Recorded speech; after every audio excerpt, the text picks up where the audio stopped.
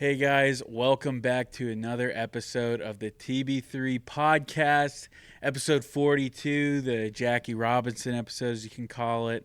For those of you who thought I was fired or maybe I died or quit, whatever these guys did to write me off, that's not true. I'm back.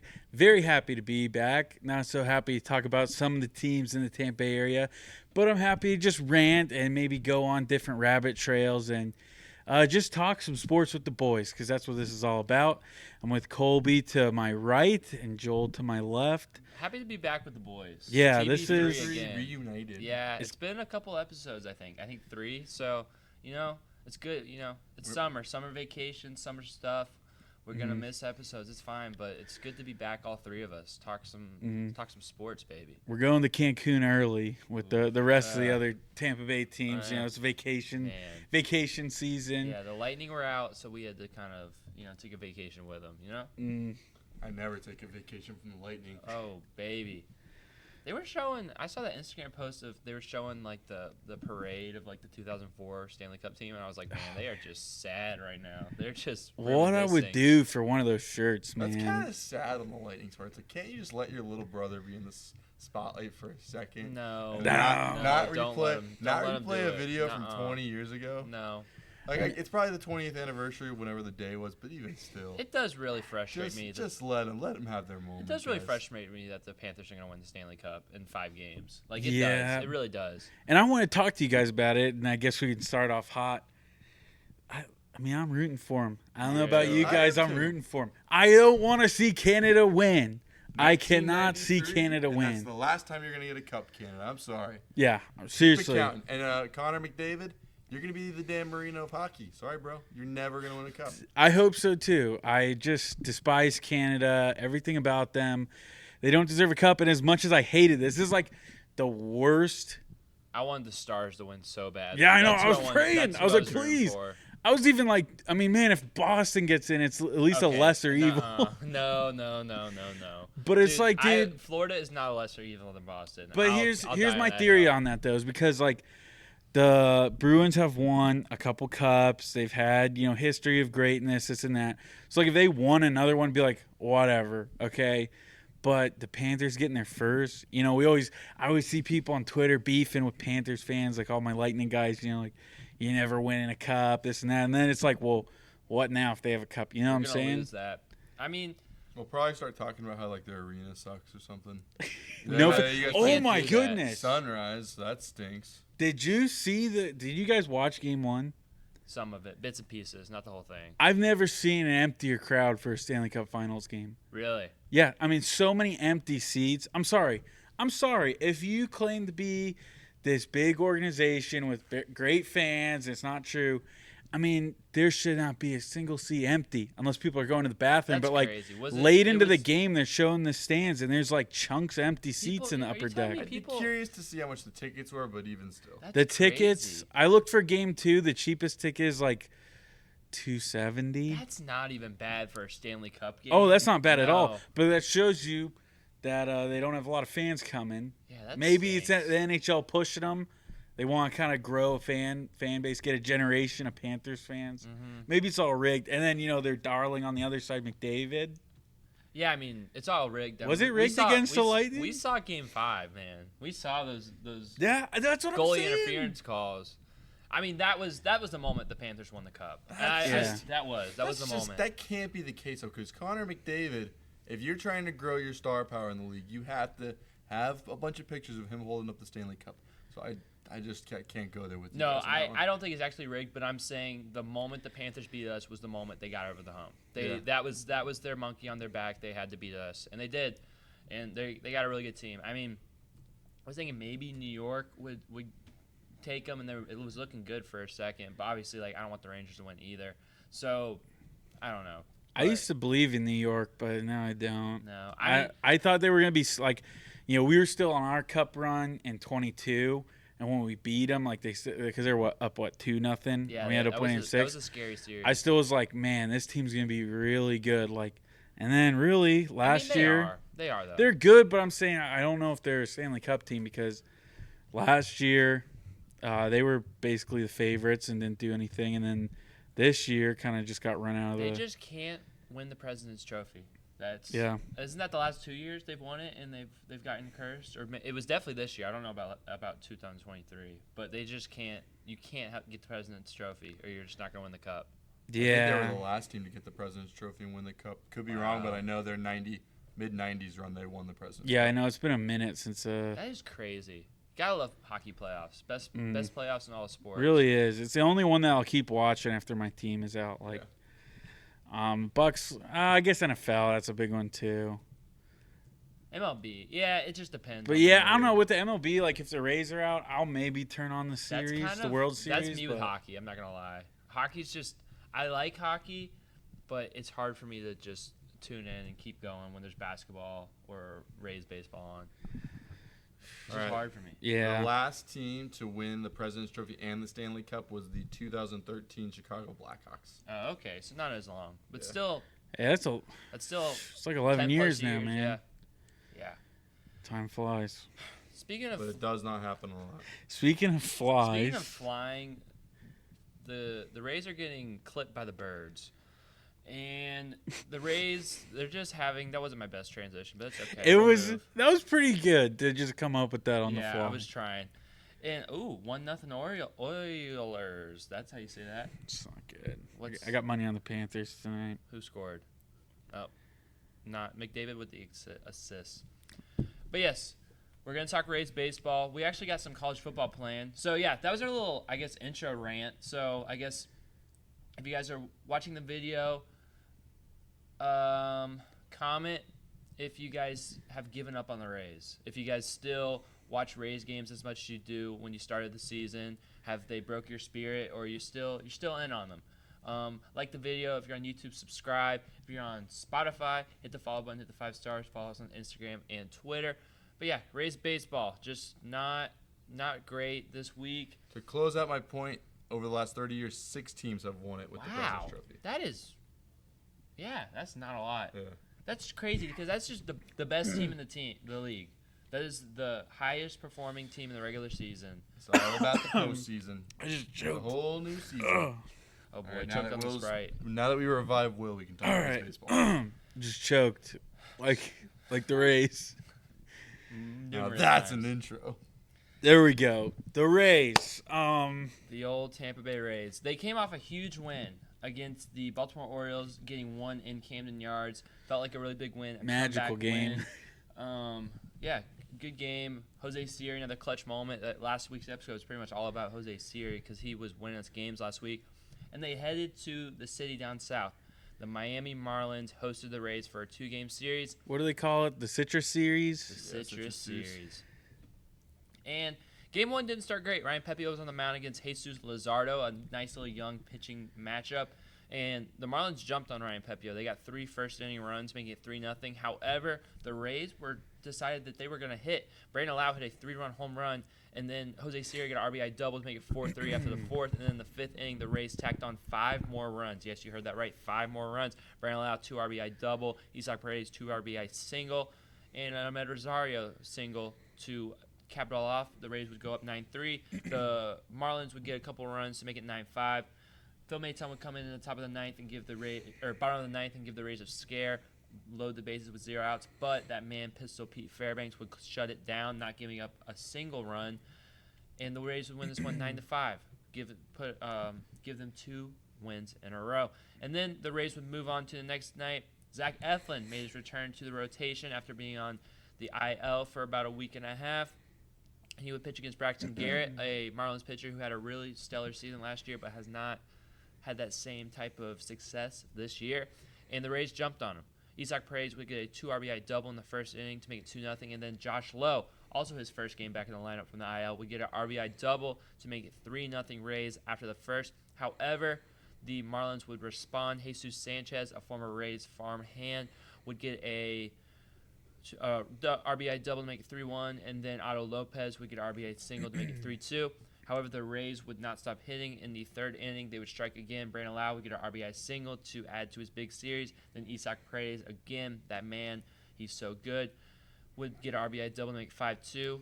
The Marlins would cut into the deficit in the 5th inning to make it 5-3 with a Josh Bell RBI single, but the bullpen would hold at this score and be a 5-3 Rays victory to sweep the Marlins in Miami.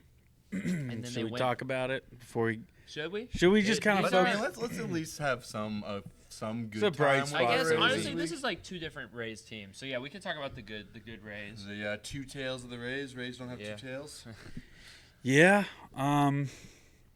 it's a solid throwback. Man, first off, too, like they call it the Citrus Series. It'll never be a rivalry to me, not because like we're better than them, just because I kind of like the Marlins. Like I have no hate towards them. It's our sister city. Yeah, I feel bad, but I also like them. Like I never want to see it. Like I'm fine with their success. Yeah, I don't got beef with the Marlins. I don't got beef with them at all. I'm kind of mad about their World Series wins back in the day. Like they did not deserve the 1997 World Series. Not even the 2003. I hate the Marlins. They don't deserve. Both their World Series were lucky flukes. Hey. I wish the Rays would have one of those. Like had that one Cubs Kill fan, for a lucky had that fluke. one Cubs fan not done that with the ball in 2003, they wouldn't even made the World Series that year. Cubs would have broken the Billy Goat curse early on. So was that the that was the foul ball guy? that was the Marlins Cubs NLCS. What do you think he's up to these days? He's probably got Not kids going to working. Wrigley Field. Witness protection program. He literally threw out the first pitch after they won the World Series. Like he's fully forgiven. Yeah, that's true. They got one. If they were still bad, I mean, I bet you he's to the guillotine. But no, I was feeling pretty good. I get back from vacation. The Rays win in Baltimore. Then they go on a nice little 3-game win streak. Get back to 500. I thought maybe the curse was me not being here, or me being gone. And they come back and they do so well. But we'll get to the worst part in a second. But I just think at the end of the day, I still think the Rays are a better team than they look. And you're playing against lesser teams. It's a 2-game series. Win both of them. There's no reason you shouldn't. It's not a big travel down there. You had a day off on Monday between the Baltimore series and Miami. So you're supposed to beat this team, and you got it done. Good job. I think Ryan Pepio got beat up a little bit in the first inning there and gave up 3 runs, but scoreless for the rest of the way, completely locked it down. You love to see that. You love to see guys bouncing back, especially our pitchers. Sometimes I think if some guy starts giving up a couple of hits, might be Eflin or Zavala. He's like, well, it's over and got to take him out. But nope, he pulled it back in, kept his composure, and pitched solidly. The bats are sure alive too. Mm-hmm. That was great to see. I love seeing hits and a lot of runs because it just doesn't feel like we do that anymore. Mm-hmm. Brandon Lau, oh, man. Lefty on lefty, too. Mm-hmm. Yeah, I mean, both these games, the Rays got to the Marlins starters. I mean, you look at the first game, Jesus Luzardo only went 4 1/3, and he gave up 9 earned runs. Then the next game, Braxton Garrett only goes 2 2/3. I'm pretty sure. I can double-check that. Yeah, he was out by the 3rd. Yeah, so, I mean, this was – the Rays really just jumped on this Marlins pitching staff, like their starters, and it was really good to see. They were working counts. I mean, Luzardo only had 2 strikeouts in his time, and then Garrett only had 3 strikeouts. So they weren't swinging and missing. They were working counts, and they were making people pay with runners in scoring position. I think it was the game we scored 9. I think the Rays were over 500 with runners in scoring position hitting that game. So that was huge. It was good to see. They just had these big blows, and I've said this multiple times. That's what this Rays offense can be. I mean, they have so many options that I feel should like be. Can be, should be. They have so many options that I feel like can set the table, and I feel like they're players that are the ones that should be driving the runs, just haven't performed, and it's kind of squandered so many opportunities for them to keep getting runs and getting big hits. So I think this is just shows what the Rays could be, and if they decide to turn around, what they will be later on in the season.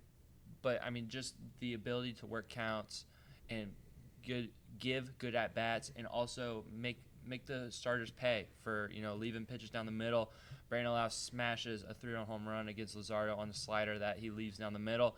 That's what you have to do. When you're facing a good young starter just like Luzardo, you have to be able to punish the bad pitches. And the Rays have not always done that, but they did that in Miami. Mm-hmm. And then, going back to Ryan Pepiot, I don't know where the Rays are going to be. I'm really discouraged with the Rays, to be honest with you guys. I know we're talking about the good part, but I'm discouraged with the Rays. But no matter what way this Rays season goes, Ryan Pepiot is going to be a reason to watch the Rays for the rest of the season. Mm-hmm. This was just a very, very encouraging start from him because, like Will said, he looks really bad that first inning. I think he was at around 35 pitches. Just his stuff wasn't moving. The Marlins were jumping all over it. De La Cruz hit a fastball out, which not many people have done this year on fastballs, from Ryan Pepiot, one of the best pitchers in the league. But he locked it in. I think he got through 6 innings and he didn't even reach 100 pitches. He was cruising those last 5 innings he was in, and this was just a really good start to see him mature. Because that's what it is. That was a young pitcher maturing in front of our eyes. He didn't have his best stuff. I know in the post-game interview he was talking about how he was getting behind in the first inning, and that was kind of just the key for him, was he just needed to not get behind. And he didn't. And it was just, that is a very encouraging sign. Ryan Pepiot is going to be someone who's going to be fun to watch for the rest of the season, no matter what way this Rays season goes. And hopefully the future, man. I hate talking about that already, but I'm so excited that he's a part of the Rays, and I can't wait to see him develop. And, I think we have somebody really special. Really, really special. I thought at the beginning of the year he'd be solid, but I didn't know he'd be this good. You're not going to have your best game all the time, but I just think he's been, outside of Littell, he's been the most consistent in my opinion. Had a little injury problem there, but he came back and he's been efficient, so I'm excited to see the rest of the way. Who else pitched? Eflin. Good game. First game. I liked it. I thought it was a good First game back from injury. Just solid. Can't ask for better. You didn't get blown out, so that's good. Yeah, he didn't give up. I'm always worried about that with the first start back. Yeah, for sure. And I'm worried about the second start for him. Zach Eflin, he for sure, that first inning was kind of like the same old, just runners in scoring position, 2 outs, and he gets burned on a first pitch swinging. I think it was an RBI double from Jesus Sanchez. Not a great pitch, not a great location. Kind of the same old thing we've been talking about. Too many strikes, not good. Uses of the strike zone, especially early in counts. So that was that first inning. But then once he started to settle in, he ended up going 4 innings, only giving up those 2 earned runs. He was hitting the corners. His stuff looked good. He was throwing 93, so I think the rest did do him a lot of good because the game before he went on the IL, he was throwing 89 consistently, 89, 90, so he's up a few ticks on the miles per hour. So that's good to see. I think it was a good, smart IL stint for multiple reasons for the Rays, and hopefully this kind of gets Eflin kind of back to his 2023 self because Be consistent. Be consistent. I really like what I saw from him though. Really did like what I saw from him. Yeah, you can't really ask for anything better. That's just another guy we need. We really need him, man. Say what you want about him, but we need him going forward the rest of the way to be consistent for us. It can't be every other game he lays an egg. At this point, it's getting close to desperation mode. We can talk about how there's a lot of games left still, but we got to start winning them, and we can't have bad performances almost routinely every other start. You just can't have it. Yeah, if I were to take the positives of what I see from the Rays right now, it is a starting rotation. It definitely seems to kind of be starting to take shape. Taj Bradley had a nice bounce-back start coming up. We'll talk about it against Baltimore. Ryan Pepiot, like we talked about, electric young pitcher. Going to be having good games from him for a long time, I think, in a Rays uniform.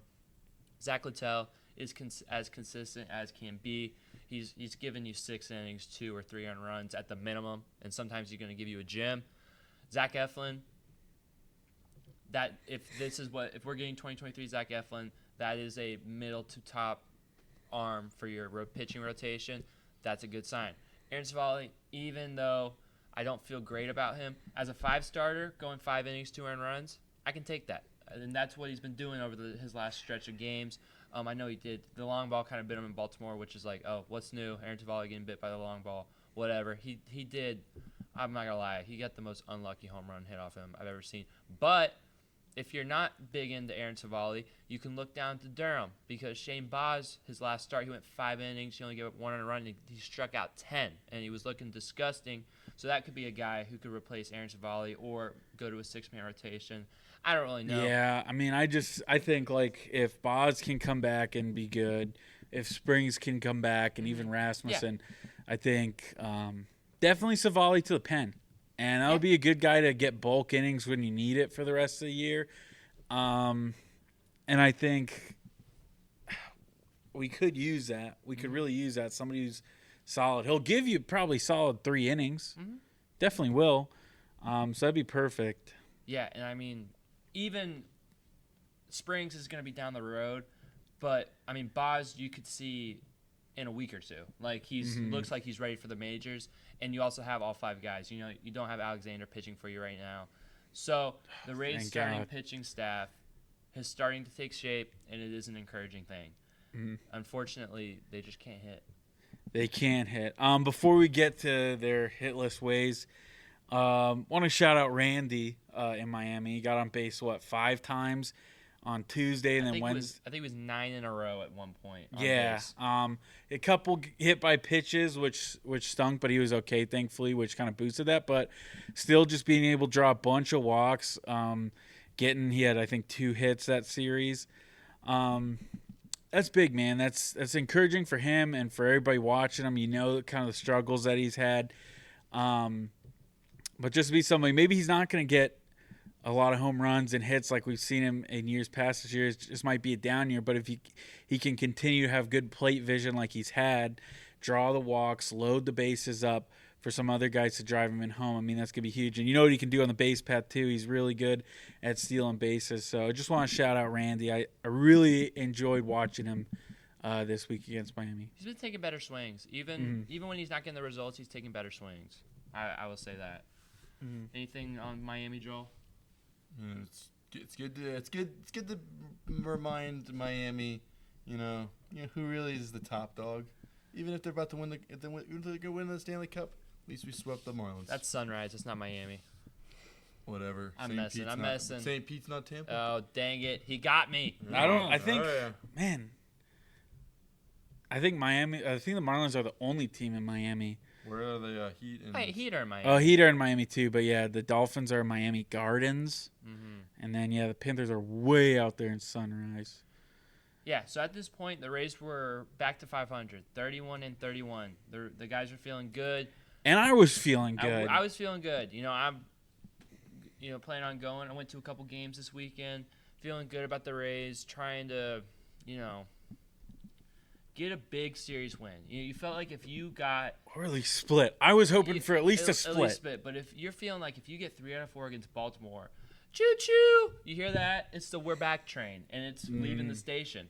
Instead, I think we've boarded the it's so over train. And on Friday night, this series started with Aaron Savali going up against Cole Irvin, 2 pretty solid, funky pitchers. Cole Irvin and Aaron Savali both had their last starts against these teams. So, would the bats be familiar, or would these starters have better stuff? We shall see. In the second inning, the Orioles got on the board. Anthony Santander hit a home run at a ball that was about at his head, so you got to give him props on that. Ramon Urias would also get an RBI double in that inning. 2-0 Baltimore. However, the bottom of the second, Jose Siri would strike back with a dead center home run 400 feet. 2-1 Rays. And then in the bottom of the third, Ahmed Rosario would hit a sac fly to tie the game up 2-2. However, in the top of the fifth, Ryan Mountcastle would hit probably the dumbest home run I've ever seen at the Trop in my life. 2-run blast, 333 feet down in the right field corner. DeLuca almost robbed it, but he did not. 4-2 Orioles. The Rays would cut into lead, making it 4-3 with a Taylor Walls freshly up. We'll talk about that. Who? Oh boy. Freshly up Taylor Walls, 4-3, infield single, and an error. But in the top of the eighth, Jordan Westberg would give the Orioles their insurance runs, making it 6-3, and the Rays would not be able to come back from that deficit. The Orioles would win this one 6-3, moving on into Saturday. And, man, this game stunk. Kyle Bradish was on the mound. versus Taj Bradley. Taj Bradley had a solid start, but he gave up 1 run, and that's all the Orioles needed. They would end up getting 5 runs, but the Rays would only get 2 base runners the entire game, both hits by Yandy Diaz, and they would get shut out. They would lose this one 5-0. Headed to Sunday. TB3 correspondents here on Sunday afternoon game. The Trop was pretty full. Would we get a perfect game against us? Maybe. Almost. This was Grayson Rodriguez facing off against Zach Littell, 2 pretty good pitchers. And the Rays just weren't scoring, and the Orioles were. They would get 1 in the 3rd, 1 in the 4th, and 1 in the 6th to take a 3-0 lead. However, the bottom of the 6th, the Rays showed some fight. They would get 2 runs, 1 off of Brandon Lau RBI single, and 1 off of Randy Arozarena RBI single to cut the lead to 3-2. And plenty of innings left. We're feeling good. Garrett Clevenger would come in and immediately give up the lead, or give up the momentum. The Orioles would make it 5-2 after the 7th. And then in the top of the 8th, Phil Maton is in, and he gives up a grand slam to Adley Rutschman to make it 9-2.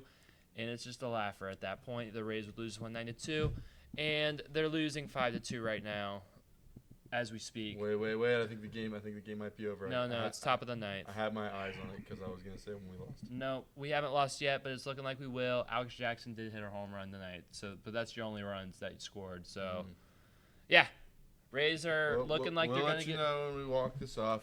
Yeah, the Rays. Fun fact: we didn't have the lead in this series until like the 3rd inning today. They said that on TV. That is true. But yeah, it's looking like right now the Rays are going to get swept by the Orioles. All that momentum that you picked up in Miami, down the drain on a home series in Tropicana Field. But not all hope is lost because Alex Jackson had his first home run in the Monday game. He did. First home run since 2021, they said. I mean, how about that? Put a banner up for that, am I right? It was pretty crazy. I didn't expect it. Yeah, sometimes you witness miracles, the birth of Christ. Alex Jackson home run. Beating Russia in hockey, Team USA. Culver's on Golf to Bay. Appalachian State beating Michigan. And finally we get to Alex Jackson hitting a home run to basically center field, dead center. 430 feet. I mean, just a bomb. Absolute bomb. Where was that whenever I've called you for home run pick, Alex Jackson? I just got to ask. I know, and it's like, probably we'll never see it again, but it was really cool and it happened. I'll be old. My grandkid will be sitting on my knee asking me about that home run. I'll be able to say I saw it. So that's really it. Man, I don't even want to talk about this, but we have to because we love the Rays and we want to give you our in-depth analysis. But let me just say simply, the Rays couldn't hit. The Rays couldn't hit this whole series, and it totally cost them. You can say a lot of things about the team, but at the end of the day, that's really been it because you look at the starters. They didn't really – I mean, they kept you in the game. They kept you in the game in every single one, and you couldn't do anything. You couldn't even give them 1 run. You couldn't do it. Zach Littell pitched very well. Taj Bradley pitched very well. Can't remember who it was on Friday. Aaron Savali pitched solid. He kept you in the game. Yeah, he pitched solid. 2-2 going into the 5th on that game. Yeah, so it's like, what more can you ask for? You got to be able to hit. And I'm sorry. I know Baltimore is the best team in baseball right now. That's what everybody's telling me. They're so good. Their pitching staff is better. I don't care. Got to be able to hit off of these guys. It's not like we have a team full of rookies, a team full of young guys. These are seasoned veterans who have seen this team 20 times a year for the past 5 years and forever since we existed. We've seen the Orioles a bunch. You got to be able to hit off of them. You got to be able to be competitive in your own division. It is just a massive letdown to see yourself go up against the best competition that probably is in the American League and to lose, what are we at? 4. Six out of the 7 of these games over the last 10 days. That's sad. That's some sad stuff right there. Yeah. This is. And you shouldn't get swept at home, man. You can't get swept at home. What are we doing? And we lost in the grit and glows. Mm-hmm. We lost in the Devil Rays. We lost in. It doesn't matter what jersey we put on. I think we put on a different jersey every. Yeah, we did. You shouldn't be able to wear them if you can't win in them. Devil Rays on Friday. Lost. I mean, it is kind of in the Devil Rays spirit. City Connects. I'm on saying Saturday. put the City Connects away until we win a series against the AL East team. City Connects on Saturday. Loss. Light blue on Sunday. Loss. Navy blue on Monday. Probably a loss. Maybe we need to start wearing the whites. I haven't seen that in a fortnight. Bring the road grays back. Let's see what we do. Bring them back. Dude, we could wear Buccaneers football uniforms and we're going to lose these games, all right? Gosh. This is so frustrating. I mean, you look at – Will said it. It comes down to the lineup. This has been a pathetic display of hitting. It really has been. These are some good pitchers Baltimore's throwing.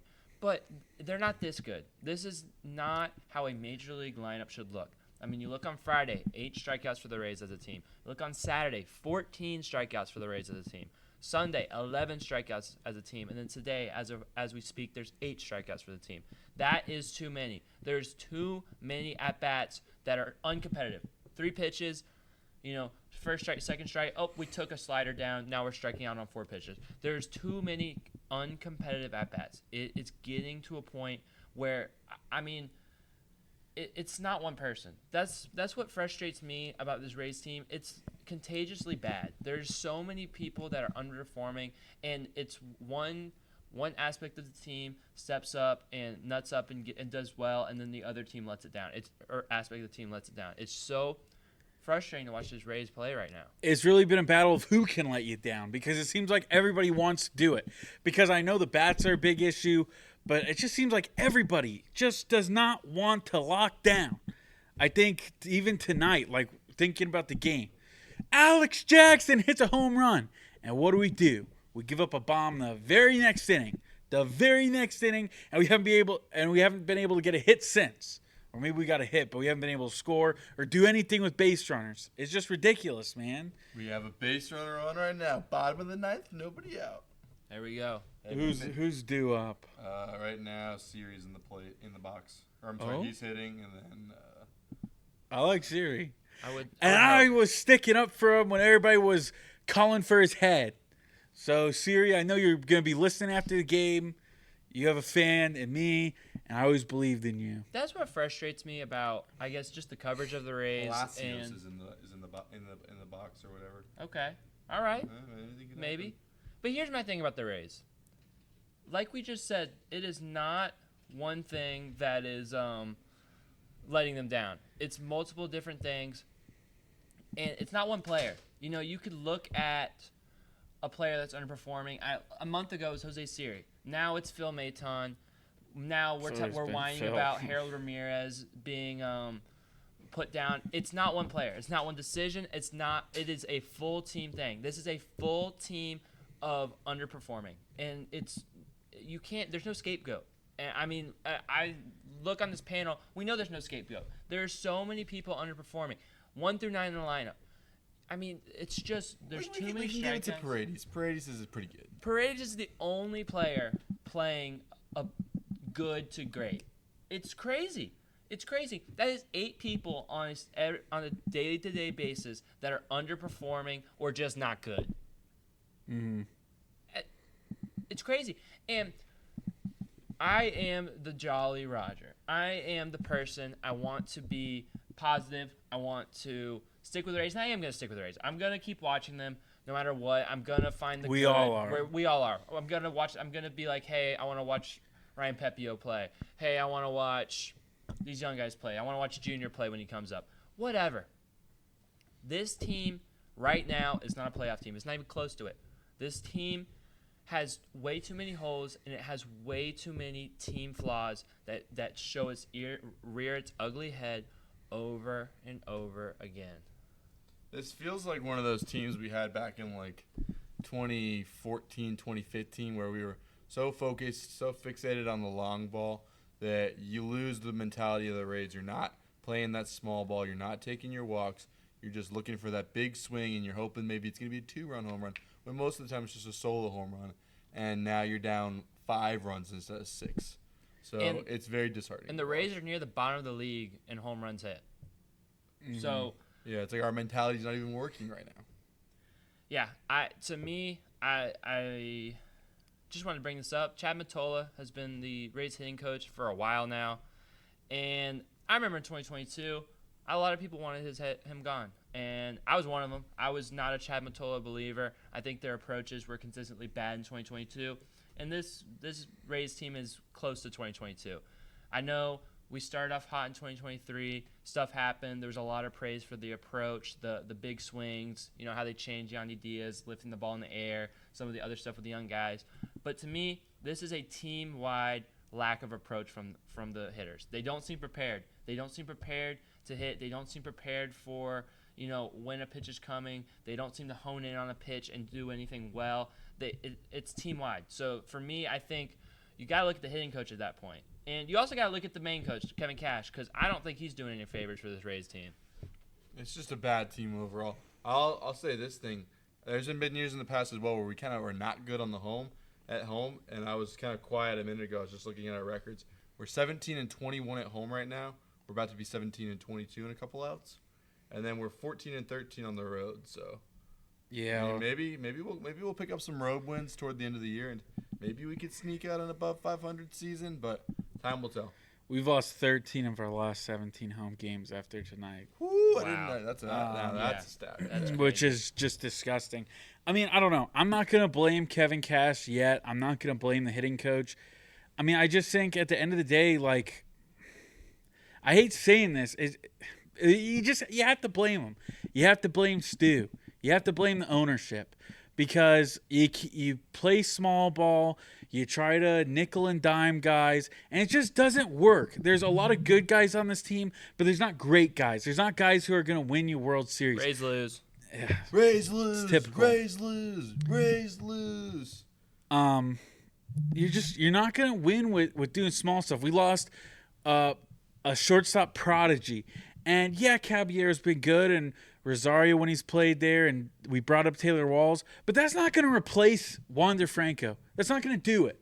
And I like those guys and what they've done, but when other teams lose a big star player like that, they go sign somebody. They go trade for somebody huge. We don't. We barely make any moves. We haven't really changed the core of this team in the last 5 years. Yeah, we've gone to the playoffs every year, but what have we really done with it? We got to a World Series in 2020. That's 4 years ago now. That was 4 years ago. Something's got to change. You got to do a little bit more. You got to get bigger names. You got to get better bats. You just cannot rely on these guys year after year and say, oh, well, this year, again, here we go. There's all these guys injured, but wait till they come back. We've waited for Aranda to come back. What has he done? Waited for Taylor Walls to come back. Let's see what he can do. Probably not much. Brandon Lau, can't ever rely on him. And it's like, I just get sick of this thing year after year, the same carousel. It's just not going to change if we don't start spending money. I hate to rant like this. I think it's kind of dumb now. We're in the middle of the season. But, I mean, firing Cash isn't going to do anything. Firing the hitting coach isn't going to do anything. I mean, it's not. It's not going to. I don't know. Because remember Shelton, Todd Shelton, I don't know remember his first name, but Shelton. Like, we all wanted to fire him in, 2012, and it ain't much better. Todd Shelton? I want to say he's the manager of the Pirates now. Oh. Is it Buck Shelton? No. Oh, gosh. Derek? Yeah, Derek Shelton, yeah.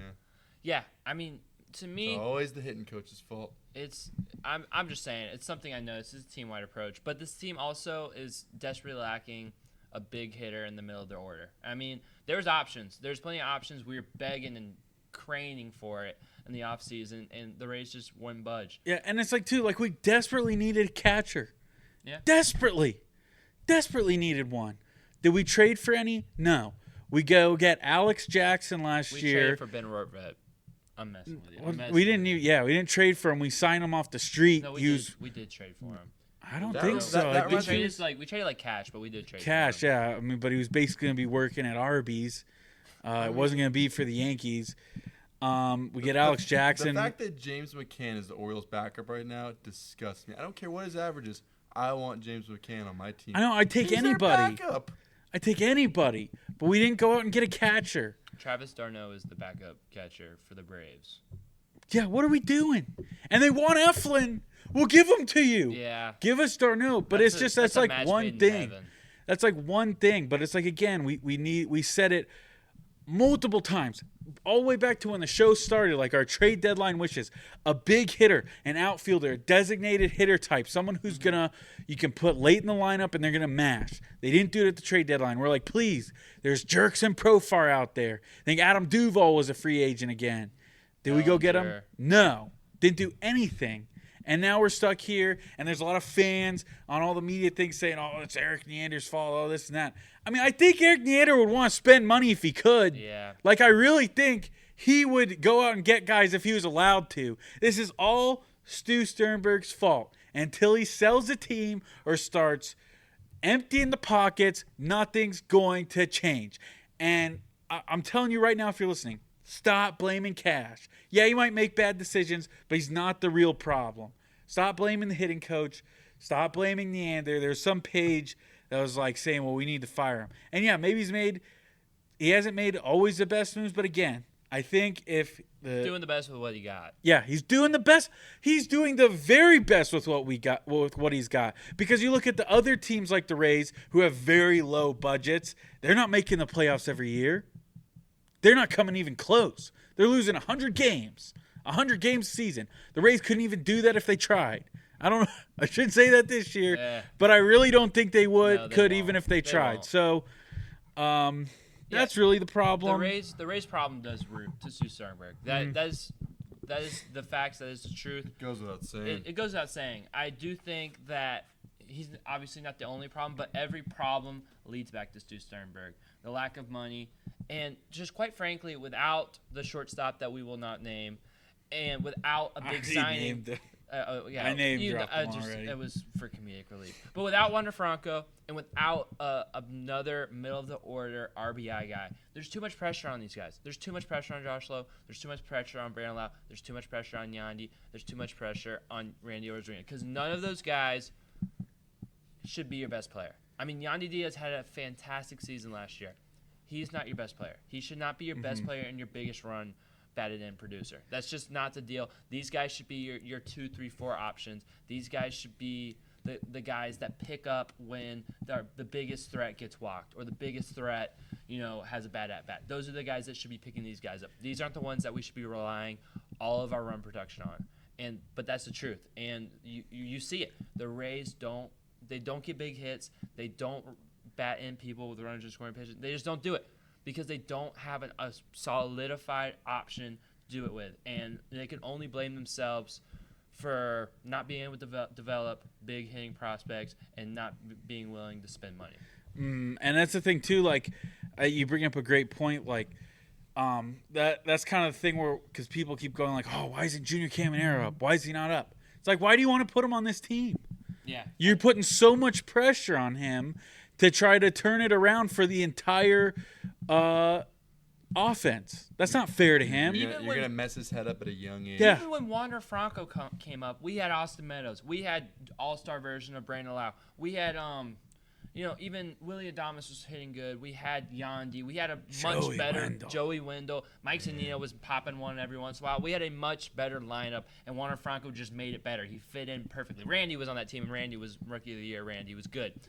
But when Wander Franco came up, he was hyped up. It was, wow, this is awesome. He's coming up, our number one prospect. He's the best prospect in baseball. This already adding to a good team. Yes, exactly. It was already adding, and he was able to play good and kind of flourish into his role because he didn't have to be that everything. Junior Caminero would have to be that everything, just like Randy it feels like he has to be that everything right now, and he's struggling because of it. Or I think even DeLuca, too. You can kind of see with DeLuca. With the Randy part, though. I noticed that he's in the two-hole. I'm like, what on earth is Randy doing in the two-hole right now? You got to put him like 7 or 8. Yeah, I would. Yeah, I want to, Kevin but I Cash just think isn't off the hook in my mind. Kevin Cash has made some just appalling decisions consistently this year. Just quite frankly, like some of the bullpen things, like Friday night. Oh my goodness! But it's like, who else do we have to go to? That's a problem. Friday night. It is a 4-3 ball game. Will. It's a 4-3 ball game. We have already gotten a good inning out of Chris Davinsky. He had a good inning. Wow. Chris Davinsky threw a shutout inning. This is awesome. 4-3. We are down 1. Friday, we were hitting a little bit. We were getting base runners. 1 run felt very, very doable. We already came back from a 2-run deficit.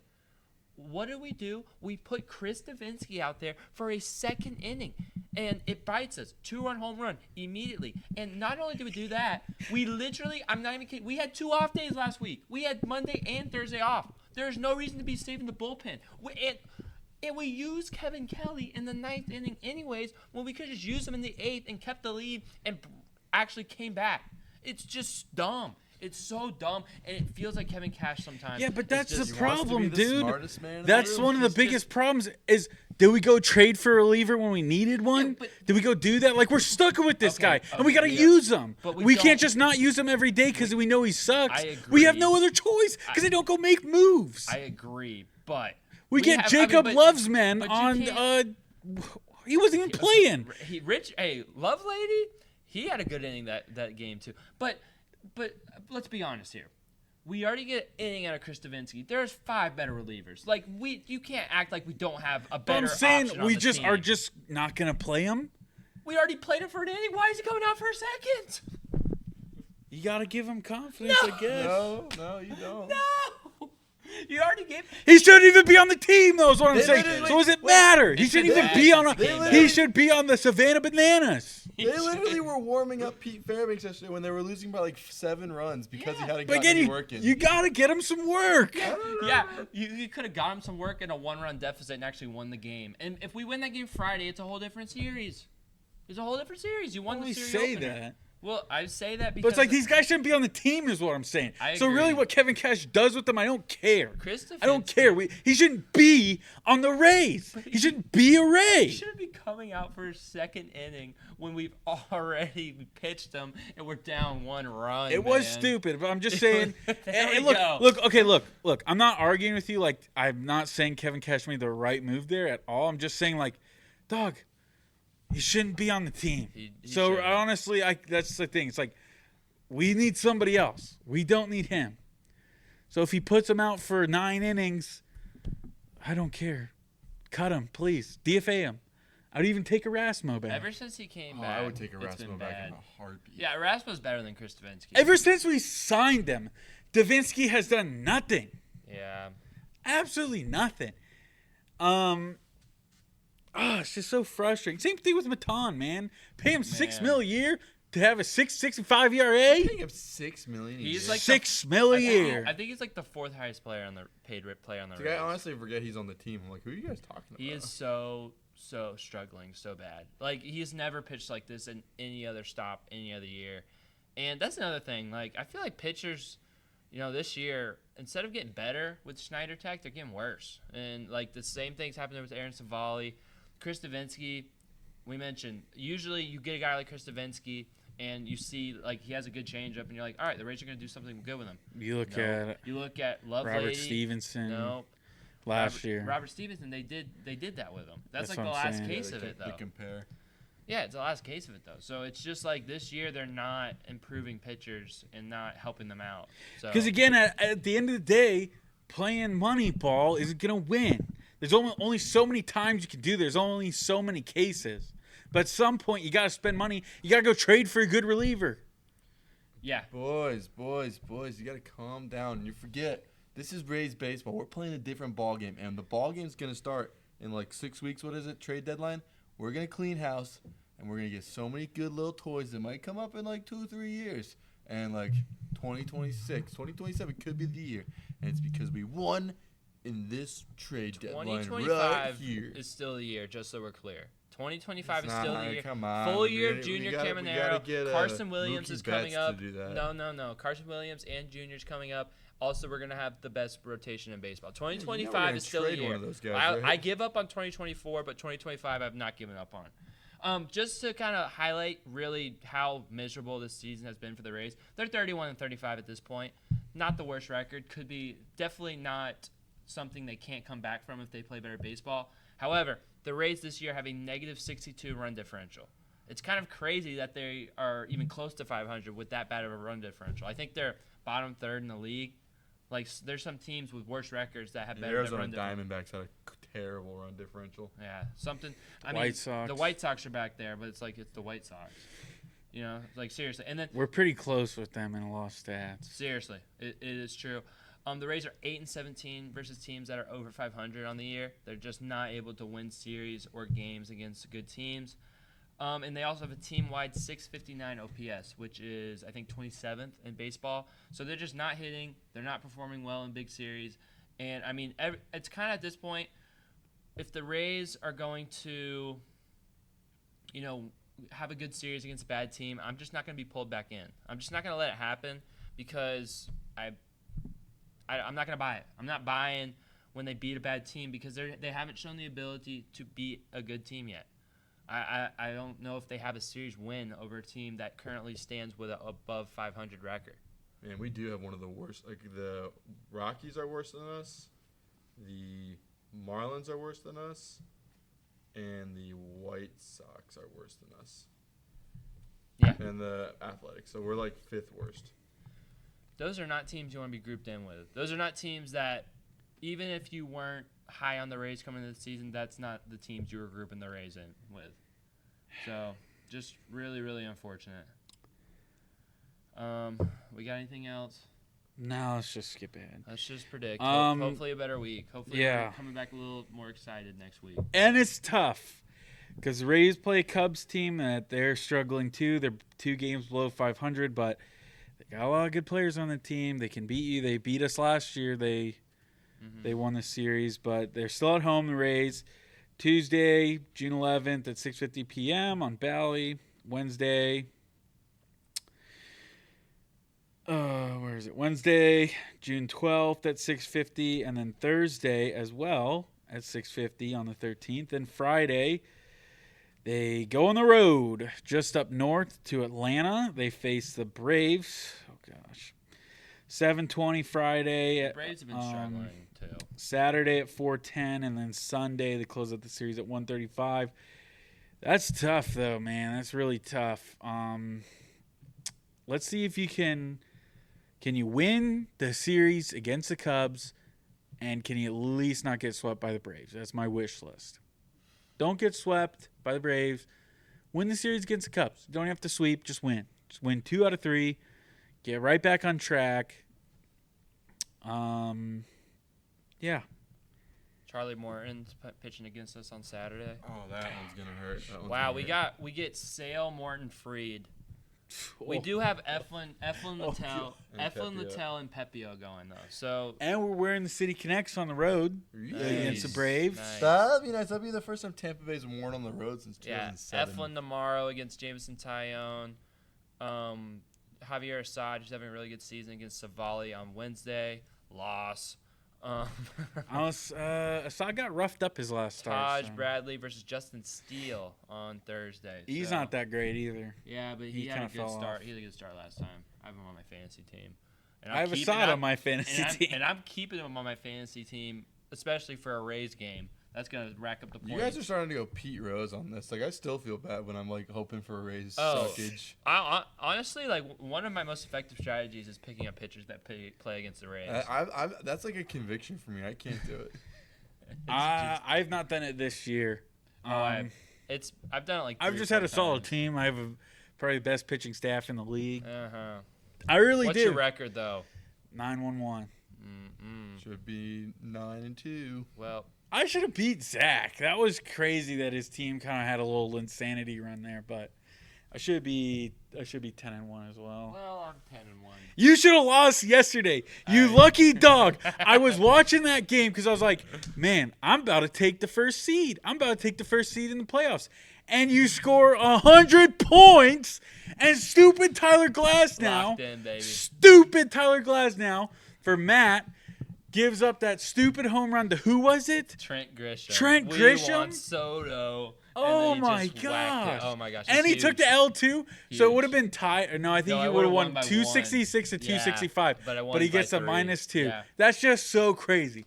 That is just Oh, I was so Can't pissed. get Well, mad. I don't hate want the to hear player, hate anything the from you game. because, like, you can go look at the standings. I'm pretty confident I've scored more points than you. Oh, you And have for sure. And I'm like 6-5. It's not fair.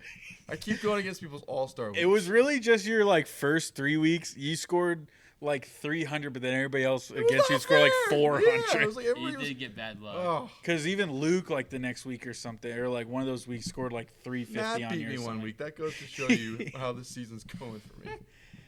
Yeah. You're still in the playoffs though. You have the higher. You have like an 80% I'm chance. second in Colby's division. Colby's first, so everything's okay. Everything is okay I'm about to right now. clinch my division here if I win this week. I think because Luke's like 4 games behind. Matt and Zach are out of it basically. And Zach, if you're watching, I sent you a trade. Please accept. I think it'll be. It's time to do a fire sale, buddy. It's time to do a fire don't sale. fire No sale. fire sale. Fire sale No. time. Dude, he's gonna have to get punished if he gets fire sailed. He's gonna get zucchini mushed up down a funnel. So I don't think he wants to do that. I don't know. I think he could still beat Ethan. I don't know. Ethan We'll see. just I thought we were forgets going to final play. two. Ethan forgets to play, so his like. I mean, he Actually, no. He remembers to play. His team's just not good. no every single like multiple starters this week were on his bench. Oh, that sucks. I mean, he only was managed to doing score good. 100 points. He was doing good until he Yeah, wasn't. but he.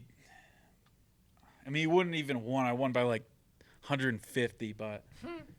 I mean, there's a bunch of guys he just forgot to play. That's his problem. All right, so Joel, 6 games to predict. 2 and 4. 2 and 4. And let's go.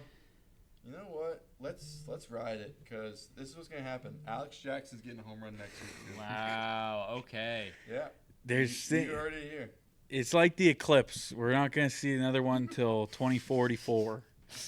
So don't put your eggs in that basket. You know I'm a what? genius next week. You know what? I'll say it. I'm toxic, and I'm also. If you go 1 and 5. Oh no, I'm saying 4 and 2. I don't know. I don't know where this belief's coming from, but I'm gonna say it.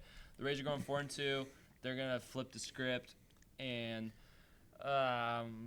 Richie Palacios is hitting a home run. I was thinking about going with him. You love Palacios. I love Palacios. He took a picture with Gunna. Let's face it, nobody's hitting a home run this week. Why are we even picking? Yeah, we'll hit a little blast. Jose Siri hit a home run. Alex Jackson hit a home run. If he can hit a home run, everyone's Anybody hitting. can do it. We're not hitting one against the Braves. I'm gonna say it's gonna go exactly like my wish list. I asked the Rays to do it, and they shall do it because I asked them to. So I'm saying 3 and 3. I liked hearing Siri. I'm gonna say Siri. Siri's getting a blast. I almost picked Siri. 3 and 3. That's solid. All right, That's enough for the Rays. we are not Jeez. done. We're talking college football because it's June, boys, and college football starts in like about 2 months, maybe a little bit. Yeah, about 2 months. About 2 months. July. I can't wait. I can't wait. And for CFB 25, oh yeah, we that's might have to coming out. live stream some of that. That would be you want to stream it. I'm gonna Chat, turn around Chat, was that USF. sick? That's what you're WRL gonna be like. chat. But yeah, so you guys, if you're new, I know we have some new people around. We cover 3 college football teams. We cover the Number hometown 1. USF Bulls. That's we are TB3 Tampa Bay Sports Talk. We're covering the Bulls. Then we also cover 2 teams that are prominently represented in the Tampa area: the Florida Gators and the Florida State Seminoles. So we got 3 teams to cover, and we're just kind of gonna give you like a little bit of update and how we're feeling. Will's a FSU fan. Joel won't say it, but he's an FSU fan. Whoa! And, I wore my Gator shirt to Gainesville the other day with great pride. Joel is like the flip-floppiest. He guy I've might ever be met. a little bit of a bandwagon, depending on who's good that year. I mean, isn't that what college football's all about?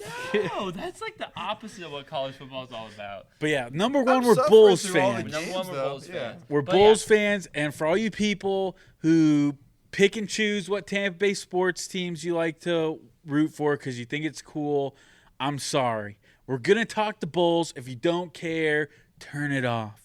And you know what? If you live in Tampa Bay, root for them. Yeah, There's no not reason gonna hurt. not to. It's not gonna There's hurt no ya. reason not to. I mean, if you're saying that, it's not going to hurt if I root for the Gators. No, and the that's Seminoles. different. It's Totally not, different. it's But completely I love similar. the USF Bulls.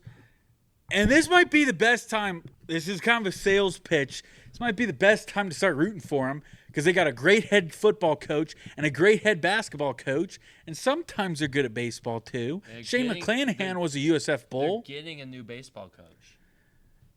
From Indiana State, and they were pretty good this year. A lot of people said they got tough year for Indiana State. Tough year because a lot of people said they got snubbed in the basketball tournament. Abdul-Jabbar, man. We missed out on that. And now people are saying they got gypped from the baseball tournament because they were ranked a couple weeks this year. Tough they were ranked. for them. But still, feel for you guys, man. Feel for you guys. But yeah, so as we look, all three of these teams have had their spring football games. And I'll start off with your USF Bulls.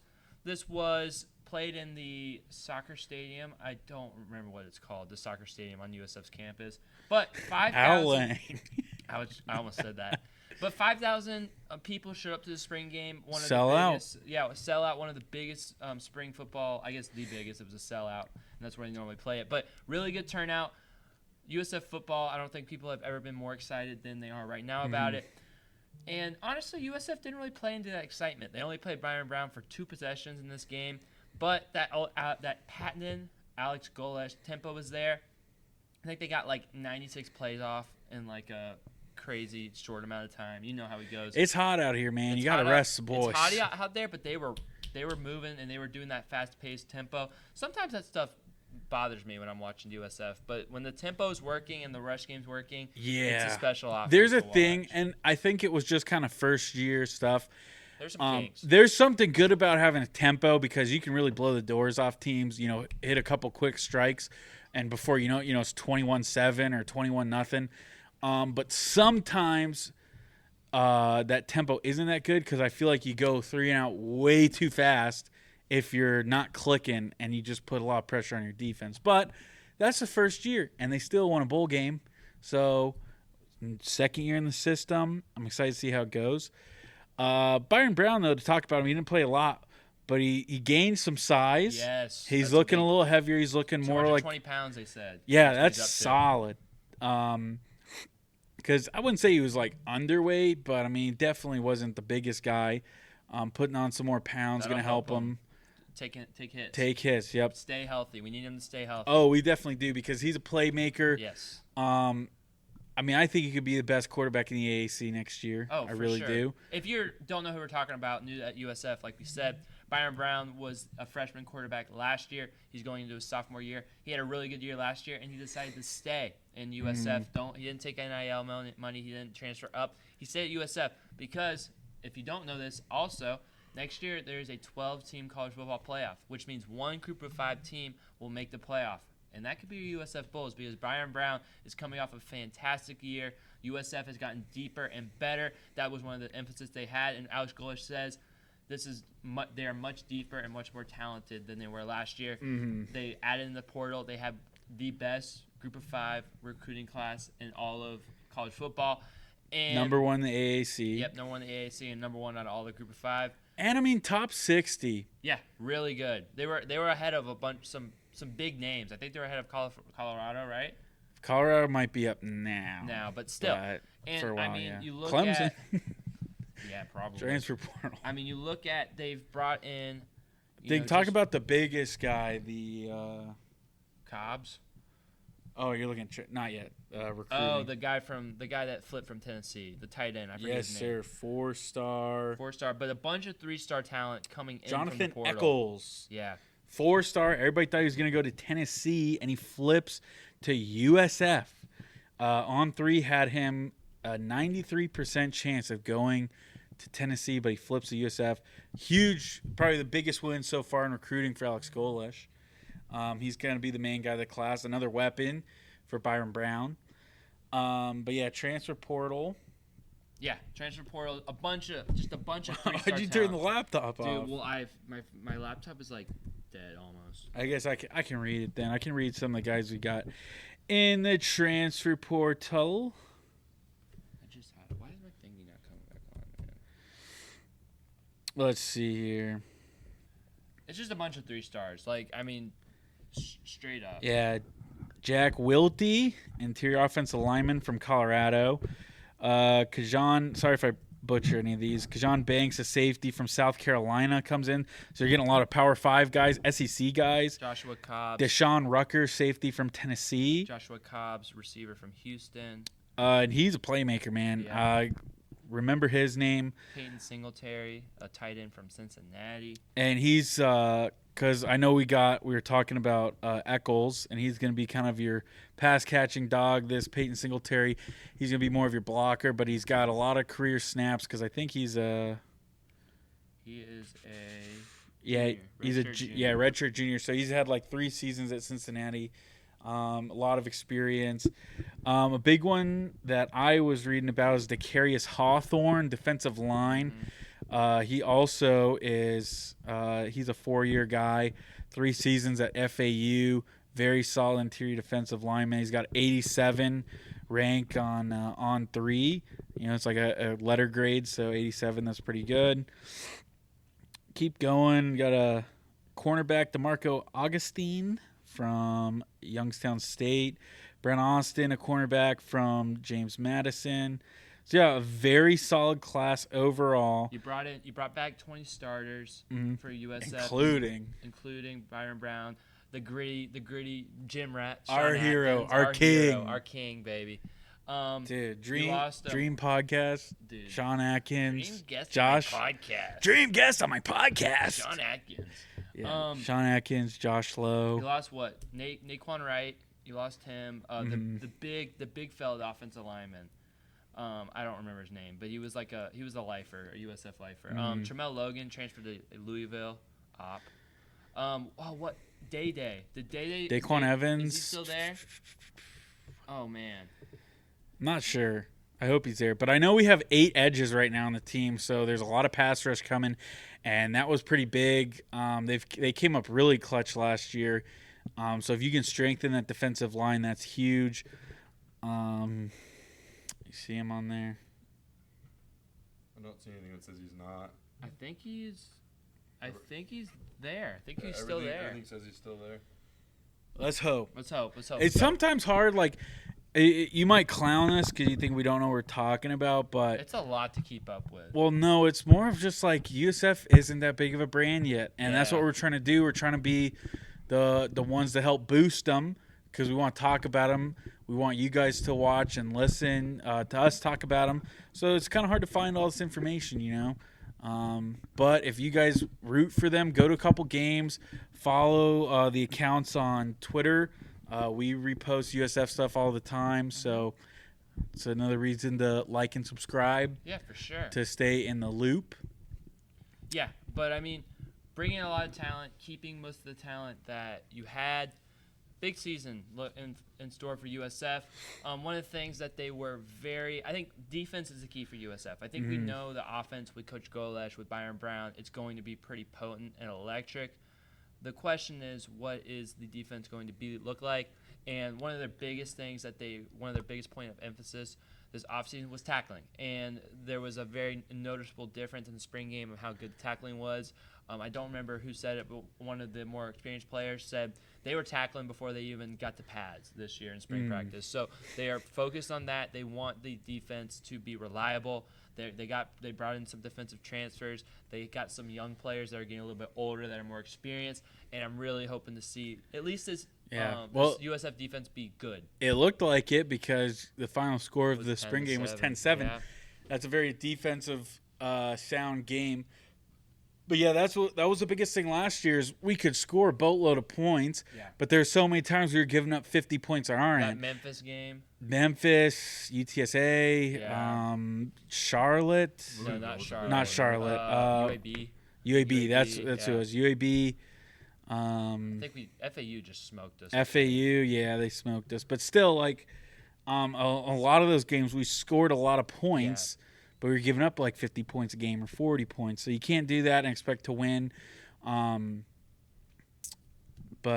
I mean, I think a lot of people are talking. They're saying there could be a dark horse to the AAC. I think Tulane will still be good. They lost some guys. They lost their coach. But they're still going to be tough. Memphis. You got to watch out for Memphis. But USF, man. I mean, UTSA is not going to be the same type of threat. They don't have their 9th-year quarterback still there. I hated watching that game. I mean, it was like a love letter to him the entire broadcast. No cap. It was. Yeah. But, yeah, just watch out for USF. It's going to be a really good team. They got a bunch of big games. They got a Friday night game against Memphis. That's going to be huge. And Raymond James. And we're going. Do we go? I want to go to Tuscaloosa. That would be fun. That would be fun. Can we do that? I do kind of want to go to Tuscaloosa, but I also don't know if that's like that's a one road trip. I want to do that. That'd be fun. We'd probably be like the only Bulls fans that. I know, and start chirping. I hated Alabama last year. Me and Joel went. That guy next to me was just. It was the family that was to our left. Yeah, he was just because who was it? Who was it that absolutely? It was Naquan Wright. He killed that Alabama DB, killed him. And I was like, too little, which is like, what you say, or like weight room or something. And anytime Alabama just made a play, like I'm talking about first down complete pass, he'd yell too little at me. It's like, are you that stupid? Maybe it's the Alabama education. Maybe it's the incest in your family. But that's not what I meant by that. There's a specific reason to say that. Like, you don't say, oh, he got mossed. When they run the ball for a yard, they don't do that. Too little, he got trucked. Move on. But your pride hurt because you were barely beating USF, who wasn't that good to start the year. Alabama fans are the worst. They didn't deserve to win that game. The rain bailed out Nick Saban from retiring in the locker room at halftime. It really did. So, yeah, I'd love to go back to Alabama. Maybe we see one of the greatest upsets of all time. Yeah, but maybe we save that money and we go to USF hosting Miami for maybe. Dude, there's no Miami fans. Those tickets will be $2. Yeah, I'm good with that. Dude, we could go to USF. What I'm telling you right now is I don't think USF's going to hang in the game in Alabama. I mean, like, Nick Saban's not there anymore. He's not, but I just feel like last year was their opportunity. I think this year's their opportunity because you got them going in thinking, hey, we're right there. That team went to the playoff. USF was right there. One bad interception away from tying that game, and I swear to you, they would have gone for 2 and won it. Byron Brown, what were you thinking, dude? Sorry. That was just a bad interception. They were driving down the field with like his third game, to be fair. Yeah, I know. They're driving down the field like 2 minutes left on like the 30-yard line. You did not have to throw it up on a prayer like that. You didn't have to. You already know that, but I'm just listen to reminding you. I know I'm like sad. really. It's just sad. But they were right there. So, you go in, you're on the road, Alabama, the juices are flowing, the adrenaline's pumping. They could pull out a win. They really could do it. Kalen DeBoer, he doesn't know how to coach big games in the SEC. We shall see. He might get overwhelmed. He might. And the fans start booing. They start throwing beer bottles. That would. What's he gonna do? He's gonna choke under pressure. Chef Golish, he'll cook up something. And the USF will win. It'll be the greatest upset ever, and then we'll be there. Think about it. Would you want to miss the opportunity to see USF upset? I would. Like that's why I went last year. It's like not only because I love the Bulls, but like if they did something, me and Joel are there. It was still a pretty legendary game. Like I'm glad we went. That was one of my favorite games ever. That's a good story to tell, regardless of the score. And we met RG3. Yeah. Me and Joel took a picture with them. We met him. All right. So that's our USF discussion. Just be ready. Be ready to lock in. Go Bulls. Go Bulls. But we're moving on to Florida. Florida Gators, my team of choice. Oh, yes. Florida. It's our team of choice. Come on now. Florida is. It's not my fault they haven't been good in a long time. That's true. Yeah. Bandwagon. I can't root for them because they haven't been good. I'm still watching every game, but I'm just saying, like, there ain't much to cheer for. I watch every game. Yeah. That's part. That's the. That I watched 2 games. I choosingly, not even for the show. It's what you do in Florida. That's the magic of college football. You watch every of your team's games, then every single one of your least favorite team's games. Mm-hmm. But anyways, Florida had a very underrated offseason. A lot of people were in and out. You lose Ricky Pearsall to the draft. That's your big piece, honestly. First round. I was getting crap for it on Instagram because I didn't think he'd be picked in the first round, but he was. Which wasn't even a hot take. Was not a hot take at all because I'm not being like just, a negative guy. I just thought there was too much talent for him to go one. Like, I thought there was going to be a lot more receivers taken than there was. I didn't think there'd be that many quarterbacks taken, and I didn't know if he'd fit the bill. I didn't think Keon Coleman would go first either, so I'm not saying that. Like, I just really didn't think he was going to go. And then you got hate for it. I had to defend you on there. But anyways, Florida actually had a pretty good portal season, though. As we got to the spring, they just acquired Elijah Badger, another Arizona State receiver, coming back to Florida. Cormani McClain, a former five-star recruit, coming from Colorado, where they didn't really use him, and he just had some problems. The number one interior offensive lineman in the portal, Jason Zandamela, is coming around. And, yeah, good. Just a lot. They lost some people. Princely, I'm not even going to try to say his last name. You know who I'm talking about. Goes to Ole Miss. And they definitely lose some people, but I think they get more back. The problem with Florida this year, obviously, is they have a gauntlet of a schedule. Quite frankly, you look at Florida and you look at Billy Napier, kind of coaching for his job. You're really hoping to see him. I mean, you want to go to a bowl game, but even with that schedule, you have to play really good football to go to a bowl game. I mean, just a gauntlet of a schedule. But yeah, going to their spring game, you had Graham Mertz and DJ Lagway playing a lot. And DJ Lagway, the prize recruit, looked pretty good. So did Graham Mertz, but that's kind of what you expect. The blue team, they struggled in the red zone. One thing that stuck out to me in the spring game was Florida's corners and their safeties were doing a much better job covering. There was not many busted coverages. They had to get beat by good throws, and they did because both the quarterbacks were pretty good. But not that. I will say the defensive lines did not look good, but maybe it was good at offensive lines. You never know. Spring games you can't take a lot from. And yeah, I mean Florida's wide receivers, they looked really good. A lot of depth and explosiveness from that. But yeah, Florida had a pretty solid spring game, had a pretty solid spring and winter portal season, but just unfortunately it's hard to gauge what they're going to be because of how hard that schedule is. 4-8. It's unfortunate. They'll be really good. They'll start off like 4-1, but after that it's just gonna be. I feel your pain, man. 7-5. Anything could happen. Let's meet in the middle. Let's go 6-6.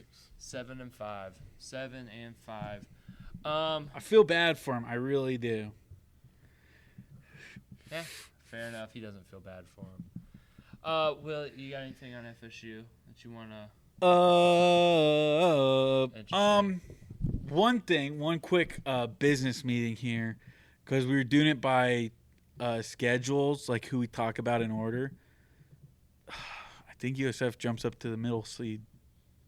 Were they starting seed or third seed before? They were starting. Man, what the heck? No, I think we still gotta go with them because it's like they're first. It's home. We're talking hometown stuff, and then after that, it's kind of like and in other news. Whatever. But DJ Uiagalelei looked trash in the spring game if we're gonna go there, but whatever. It's a spring game. Yeah, whatever. You're back-to-back state champs, Florida State Seminoles, ACC champions. 10 players drafted in the NFL draft. A bunch of guys. Kalen DeLoach is a Buccaneer. Couldn't be happier. But when we jump back to the end of the season, after a disappointing snub, we get to signing day. Womp womp. And FSU is poised to have a very good class. But a couple flips, a couple guys they couldn't commit. Somebody wanted to go 4-8 on the Gators. I'm not even going to mention him because he's not on the team anymore. But we look at who we got. We got a solid quarterback, 4-star Luke Croman Hook from Savannah, Georgia. He could be the quarterback of the future. I'll get the transfers in a minute. It's funny, though, is how these guys are 5 stars and then they commit to Florida State and they're 4 stars. So basically this guy's a 5-star. Cornerback Charles Lester, huge pickup in signing as a freshman. He was a 4-star, but then he commits in it, or he was a 5-star. He commits, then he's a 4-star, but he's solid. Kai Bates, another cornerback, and I'm so excited for running back Cam Davis from Doherty High School in Georgia. This guy is an absolute unit. Think Frank Gore on steroids. he is going to run all over that goodness, Florida Gator Frank defense. Gore on steroids, and he hasn't even played a college game yet?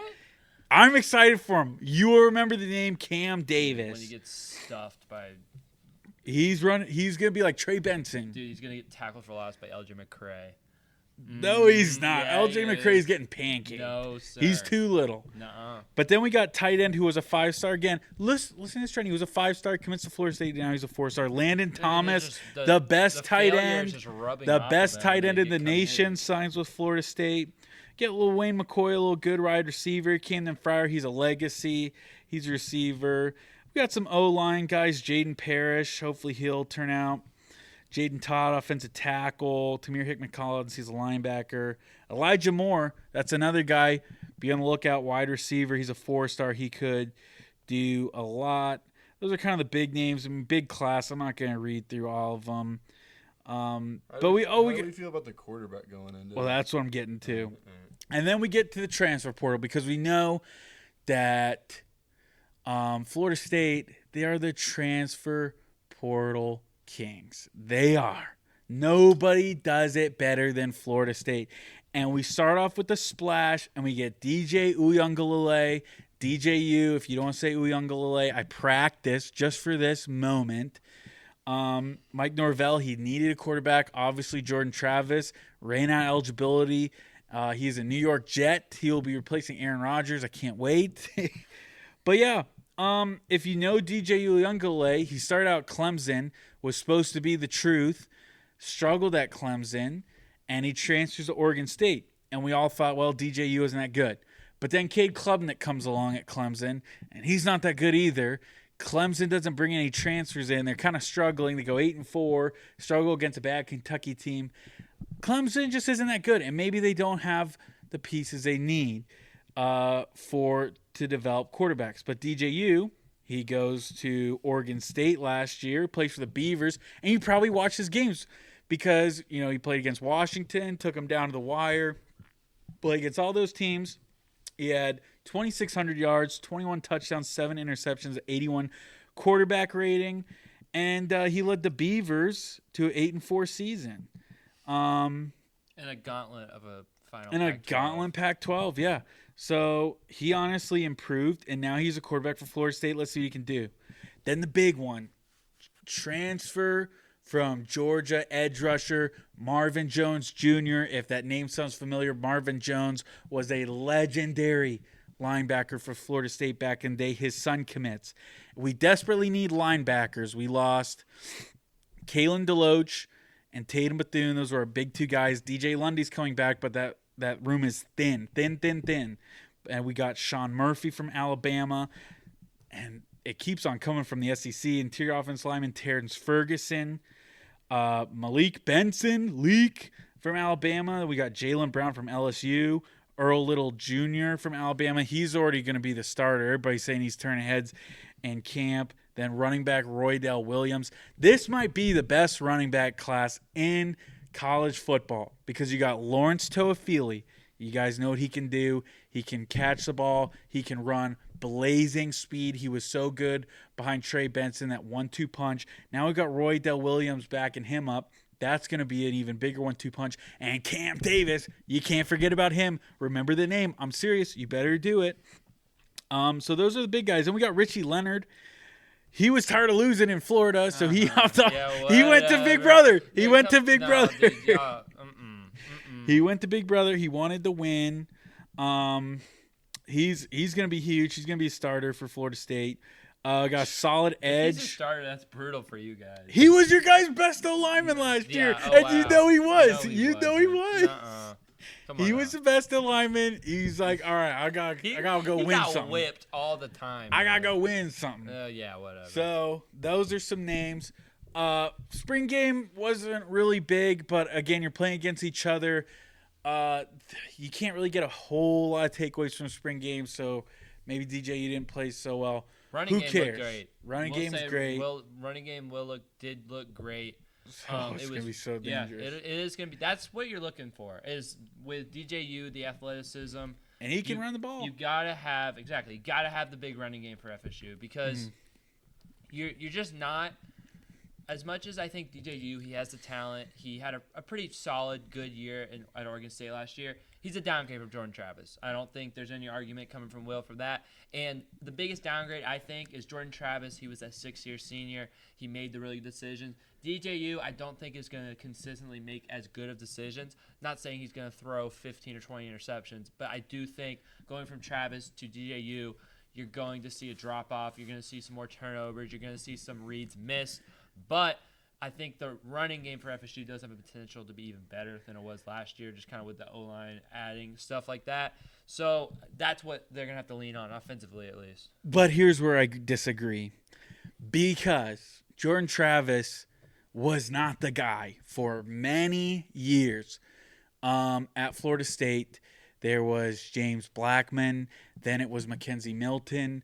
Really going into 2022, I was not sold on Jordan Travis, and neither was that coaching staff, but Mike Norvell, best coach in college football, and the great staff, they developed him, and they turned him into an absolute weapon. And you could see from 2022 to 2023, he got even better. His decision-making was way better. His escapability is great. That's the one thing you won't have. DJ, you can run the rock, don't get me wrong, but he's not going to be as elusive and have the escape artist X factor like Jordan Travis did. But as far as arm strength, could be better than Jordan Travis. For sure. Could be better. Accuracy, I still think could be better than Jordan Travis. I don't know. And here's the thing. He's got Mike Norvell. He's played for a couple ball clubs. He's familiar with the ACC. I think he's going to have his best season, and I think you'll see him be a draft pick next year. All right. I can't disagree with the Mike Norvell thing. He's a great coach. Best coach in the nation. All right. He's a good coach, and I do agree. He did some really good things with those quarterbacks. Just like going back to his time at Memphis. He got a few Memphis quarterbacks. None of them really ever succeeded in the NFL, but he got 2 or 3 of them drafted. So, yeah, I do think running game's going to be huge. I mean, it just depends on those transfers coming in. I still think, in my opinion, you lost more than you gained. That's what they always say. That's what everybody said last year, that all the transfers weren't going to do anything. Who's Keon Coleman? Who's this? Just wait for some of these stars to come alive, baby. That's all I got to say. And with this cakewalk of a schedule, jealous about that. It's playoffs or bust. Playoffs or bust, man. You should win the ACC. You should go undefeated. I could see you maybe losing. I think the only tough game I see for Florida State is Notre Dame on the road. That's it. And you're going to lose at home to Florida. They're going to get 2 out of those last 4 games.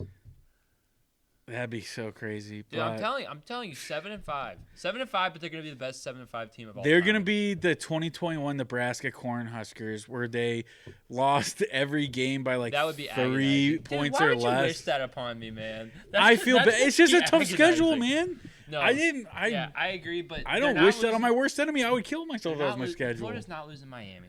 They're not losing the UCF. I mean, no, dude, that's not happening. UCF is going to be a dangerous game. And they got they're not losing to Kentucky. And they got the boy from Arkansas who ran all over him last year. He did. UCF is going to be a tough game. It's revenge. And Miami is also going to be tough. It's a must-win game. Yeah. Miami's got to start off hot. I'm thinking about popping out for that Miami game. That's going to be electric. Week 1 in the Swamp, 3:30. And you know there won't be Miami fans there. No, yeah, they don't show up. Honestly, I feel like Miami fans might travel better than they go to the actual games. Yeah. Which is like a weird thing to say, but... I mean, in their defense, they play in the Dolphin Stadium. Like, who wants to go there? That's true. That is true. But yeah, that could be electric in the Swamp against Miami. It would be a fun game. Yeah. But yeah, I still got faith for this team, Florida team, but that schedule is brutal. 4-8's crazy though. I'll tell you exactly how it's going to I know you'd be like, loss. No. Let's look at it, because you can't tell me. I don't know where you're going to get the 7 wins from. Miami, I'll give you the win there. Sanford, that's a win. Texas A&M, I'll even give you the win. Yep. Mississippi State, that's a win. Yep. But then UCF, that's 4. That's a loss. Okay, what? Sure. Tennessee is a loss. Georgia's a loss. Texas is a loss. LSU, Ole Miss, Florida State. You might LSU at against home Kentucky? We're beating. Yeah. LSU at home we're beating. No chance. I think could be Ole Miss is good, but I think Ole Miss at home is a swamp trap waiting to happen. That's gonna be a night game. They're gonna be revved up because Princely's coming back. Ole Miss might have already underachieved, or this might be like a knock them out of the playoffs type thing. I think that'll be your magic game for the year. And then on the road we're beating FSU. There's no chance. There is so many chances. I don't. Because after you go through the gauntlet, you're like 4-7 at that point. It's like, oh yeah, but you guys are already packing up. We're gonna be up. 6-5, 7-4 type beat by that There's point. no chance. We'll just have to see. Look, I'm gonna pull up. Oh, dude, you guys are playing Ireland first game, huh? That's crazy. If I can, I'm gonna try to go. SMU on the road's a loss, by the way, for Florida State. No way! Yeah. Oh my goodness! SMU's coming in top 25. Yeah. They were so good last year, and everybody thought they were all that. And then they play Boston College and get whooped in the bowl game. They get whooped. They're welcome to the ACC moment. They're not going to be good. They are not going to be good at all. I don't know. Yeah, I think 9-3. 9-3. They're gonna lose to SMU on the road. They're gonna lose. Still make the playoffs, couldn't it? No. SMU on the road, unless they win the ACC. Notre Dame on the road, and Florida at home. That's their 3 losses. I think the ceiling is 12-0. The floor is 11-1. I'm serious. Floor at 11-1 is crazy. Floor is 8-4. There's no way they come up with those losses. SMU, Clemson, Notre Dame. You know we got Florida. something to prove this year. We got something to prove. Yeah, whatever. But yeah, that's your college football talk. I'm excited. I'm excited for college football. Oh, I'm ready. I wasn't ready for that this early in the year. I'm like, ooh, cool college football. We had to do something to get us excited with all this Rays baseball talk. Yeah. I'm like, oh, you guys are right. August, September isn't that far away. It really isn't. That's why we had to talk about it. Because we're gonna start getting into training camp stuff maybe for Bucks soon. You know, it's getting there. It's getting the glory days. And if you guys have been with us for a while, we might change our setup for our shows once football season starts because we just can't. Can't have 3-hour episodes. 3-hour episodes. We will. Those were uncomfortable for even us. We will talk for 3 hours, but we can't put them out for 3 hours because it's just too much. We want you guys to listen to all of us, and maybe if you like us that much, you get 3 episodes a week or something like that. That'll be something. That'll be fun. Yeah, for sure. And then we can clip it up. Speaking of that Ireland game, though, if the Stars lie, I'm gonna try to go. Really? If they do like some ticket deal or something like plane tickets, I will go for I will fly. Go to the game and fly home. That's how committed I am to going to that game. But I can't. I don't know, man. I can't take too much time off of work. But I keep seeing ticket deals for London and stuff. $200 tickets to London. They drop something like that for Dublin. Wow. I'm going. I will go.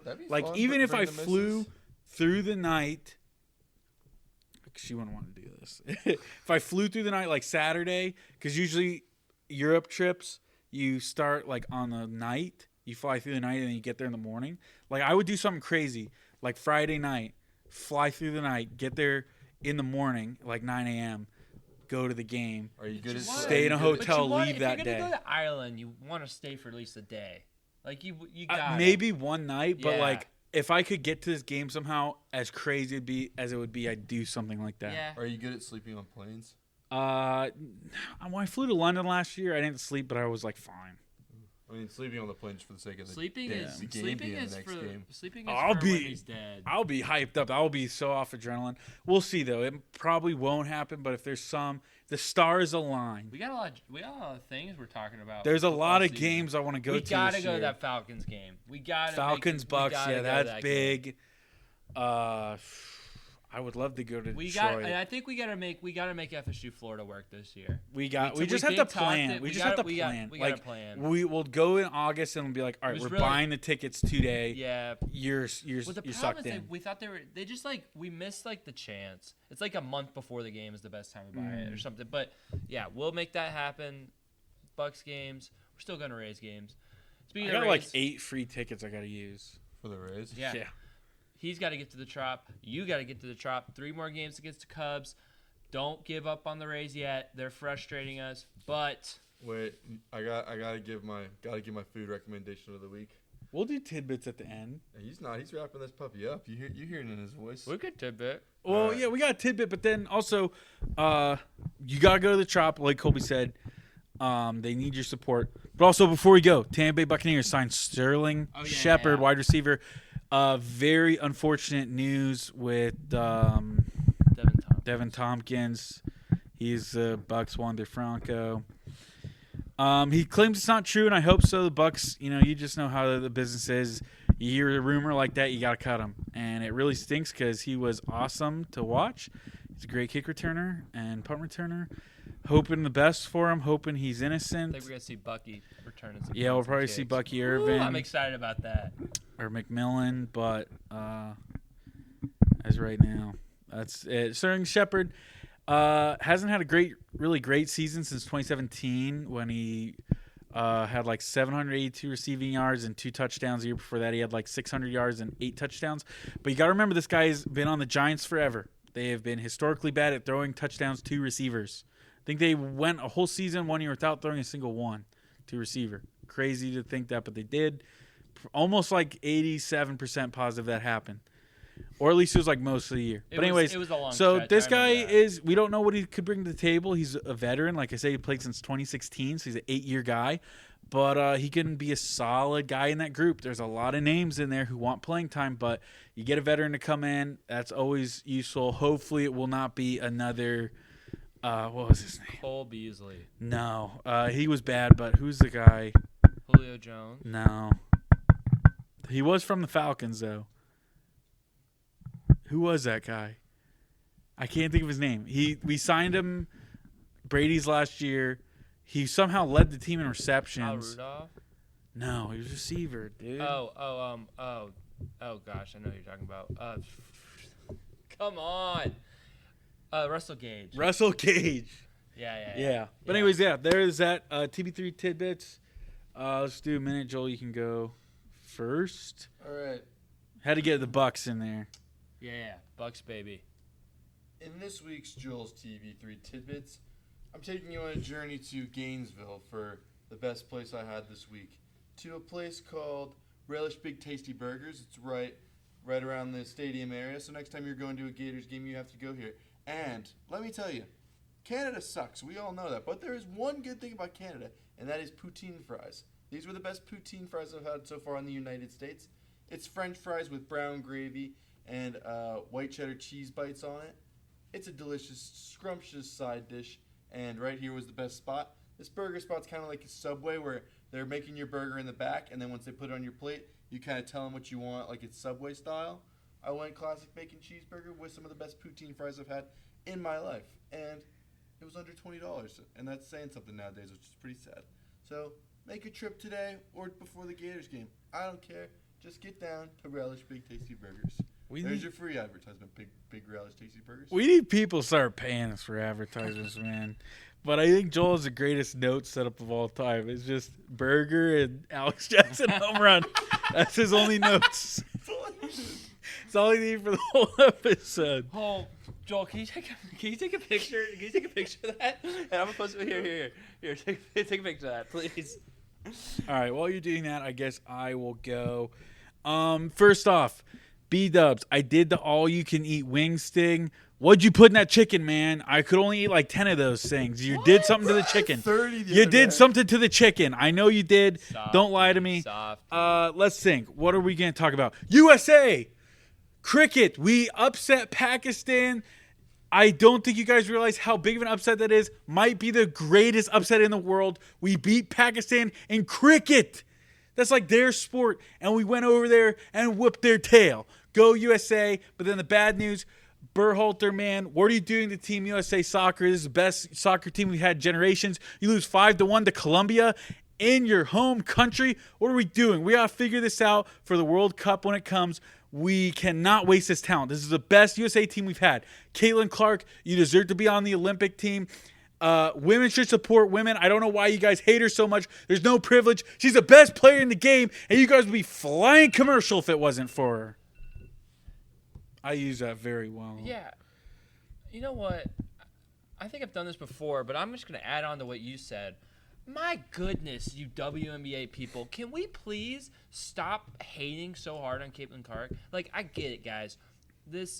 She is getting preferential treatment from a lot of fans. I get it. She is the reason a lot of people are watching your league. Your league has been in debt for years. People did not watch it. Forever. People, even when it was trying to get shoved down the throat by the media, people were watching it until Caitlin Clark and until even friggin' Angel Reese. You can throw it in her, even though she's a hater too. But there's no reason. And you're not going to tell me that these fouls aren't dirty plays. Even tonight, Caitlin Clark literally got fouled on a blocking foul. Got called, she walked away, and the girl who fouled her, obvious foul, I should know I'm a referee, literally mocked her. And all she did was literally get fouled. And it's crazy how much that women are hitting other women. It's completely going to stunt the growth of your league, and I just can't believe it.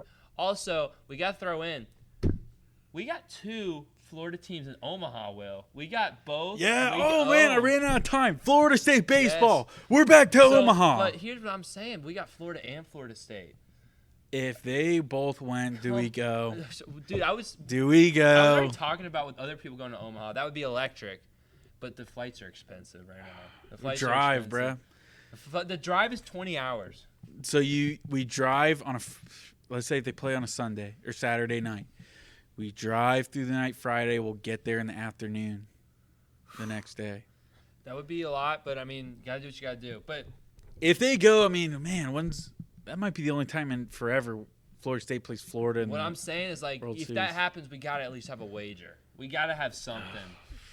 Yeah, we'll see. Dude, I think if Florida State and Florida play, whoever wins if Florida wins, you got to come do the show in full Gators merch. And I'll do it in full FSU merch. That would be fun. Okay. If that happens. If that happens. I'd even do that now that we're on video. I'll do that for the game this year. That's how confident I am. We can even do something. Dude, for the game this year, I'll get you like a Gator hat. Like a, you know what I'm saying? Get me something to rock. I don't want to wear like a kid's t-shirt or something. I'm saying like a gator on your head. Like an actual stuffed gator on your head. I got the girl one. Just we can do that. More humiliating. Anyways, that wraps our episode up. Episode 42. Thank you guys for watching.